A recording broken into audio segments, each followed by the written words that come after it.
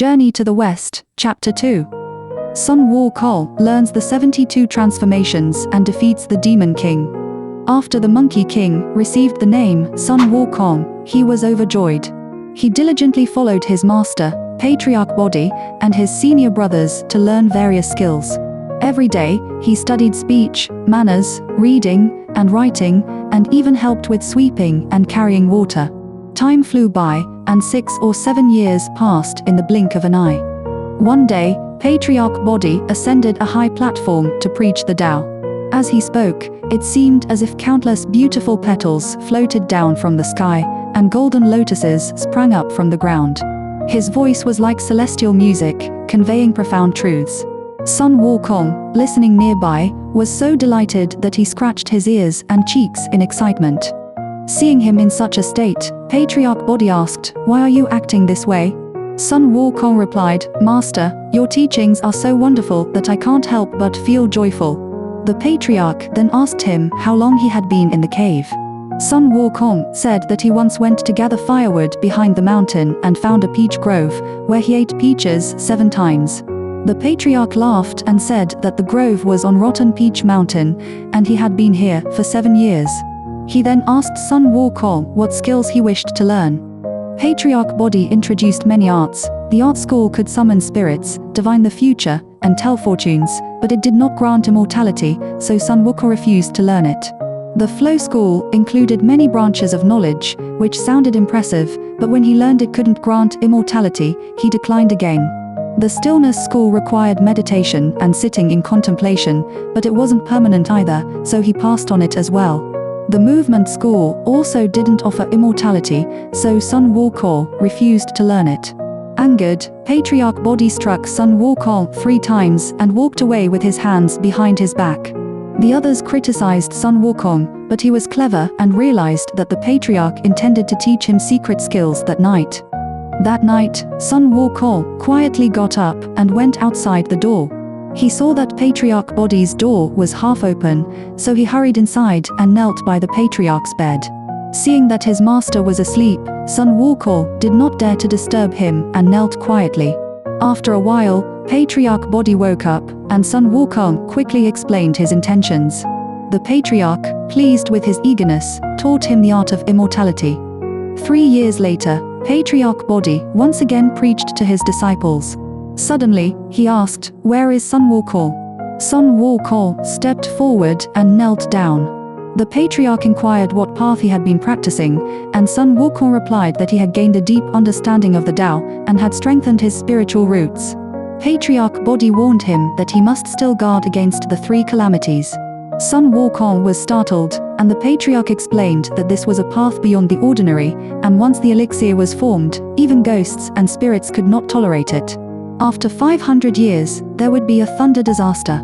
If one could survive it, they would live as long as the heavens, but if not, they would perish.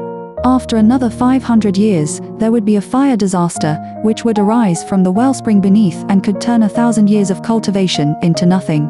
After another 500 years, there would be a wind disaster, blowing into the 6 organs through the fontanelle, causing the body to decay. Sun Wukong was terrified and begged Patriarch Body to teach him a way to avoid these calamities. Initially, the Patriarch hesitated, but eventually, he taught Sun Wukong the 72 transformations and the somersault cloud. One day, Sun Wukong demonstrated his new skills to his fellow disciples by transforming into a pine tree, which delighted everyone. However, this commotion reached Patriarch Body, who became furious and ordered Sun Wukong to leave, warning him never to reveal that he had been his disciple. Sun Wukong had no choice but to bid farewell to his master and return to Flower Fruit Mountain.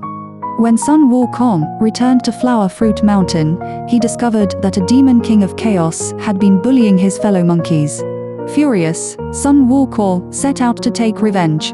The Demon King lived in the water-stained cave at the foot of a steep mountain. The mountain was sharp and imposing, with deep, winding ravines, and its cliffs were adorned with strange flowers and plants, with dragons and tigers lurking about. Sun Wukong, riding his somersault cloud, soon arrived at the cave.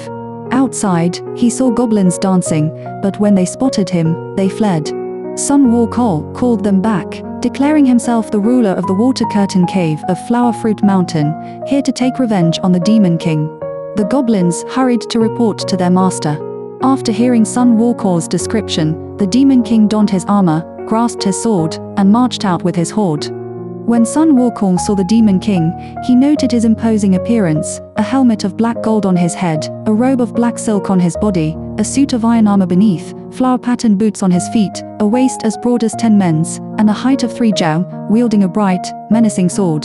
Sun Wukong insulted the Demon King, who mocked him in return, calling him small and weaponless. Sun Wukong responded that he would make the Demon King see the error of his ways, and they leapt into battle.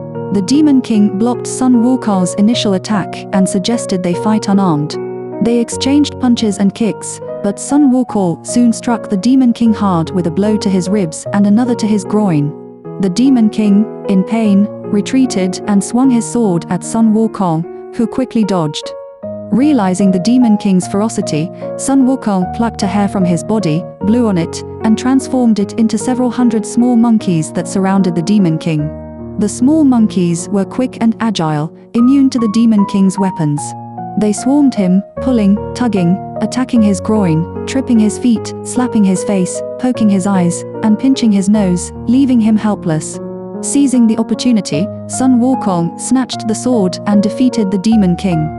Then, he led his troops into the cave, exterminated the goblins, rescued the captured monkeys, and set fire to the water-stained cave. Sun Wukong returned to Flower Fruit Mountain with the monkeys, who were overjoyed. They arranged a feast to celebrate his victory over the Demon King and inquired about his adventures.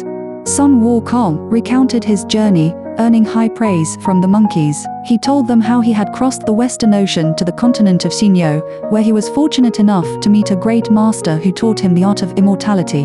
The monkeys cheered, saying they were blessed beyond measure. Sun Wukong then revealed that his surname was Sun and his given name was Wukong, prompting the monkeys to dub themselves the second son, third son, and so on, as they all celebrated together.